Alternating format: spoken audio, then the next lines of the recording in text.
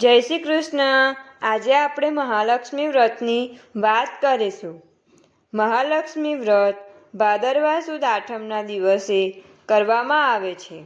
આ વ્રત સૌભાગ્યવતી સ્ત્રીઓ પોતાના લાંબા આયુષ્ય તેમજ પોતાના પતિ ધન ધાન્યથી સમૃદ્ધ બને તે હેતુથી કરે છે। મહાલક્ષ્મી વ્રતની વાત। પૂર્વે કંડિતપુરમાં મંગલાન નામનો શક્તિશાળી રાજા થયો। તેની રાણીનું નામ પદ્માવતી હતું। એક દિવસ રાજા વનમાં શિકાર અર્થે નીકળ્યો। તે જંગલમાં પોતાના સાથીદારો સાથે દૂર નીકળી ગયો। ત્યાં તેમણે એક સરોવર જોયું। ત્યાં કેટલીક કન્યાઓ મહાલક્ષ્મીનું પૂજન કરી હતી।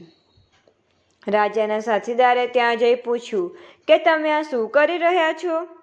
ત્યારે કન્યાઓએ કહ્યું, અમારે મહાલક્ષ્મીનું વ્રત છે, તેથી અમે મહાલક્ષ્મીની પૂજન કરીએ છીએ। આથી રાજાના સાથીદારે રાજા પાસે આ વાત આવીને જણાવી, જેથી રાજાએ આ વ્રત કરવાનો નિશ્ચય કરીને પોતાના હાથે દોરો બંધાવ્યો। પછી રાજા મહેલે પાછો ફર્યો। રાણીએ રાજાના હાથમાં દોરો જોયો ત્યારે તેણે માન્યું કે રાજા કોઈ યુવતીના પ્રેમમાં પડ્યો છે। આથી તેણે દોરો તોડી નાખ્યો। જેથી રાજાએ આ કાર્ય મહાલક્ષ્મી વ્રત અપમાન સમાન માની રાણીને જંગલમાં મોકલી દીધી।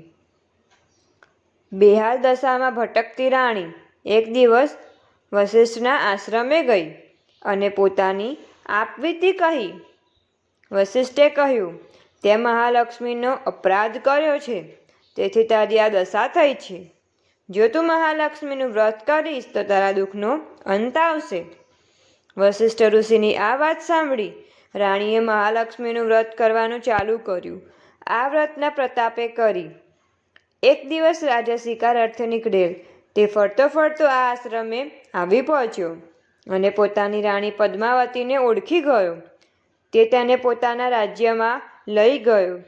રાજાએ રાણી સાથે ફરીથી મહાલક્ષ્મીનું વ્રત કર્યું અને આ વ્રતના પ્રતાપે રાજા ચક્રવર્તી થયો અને જગતનો ઐશ્વર્યનો ઉપભોક્તા બન્યો।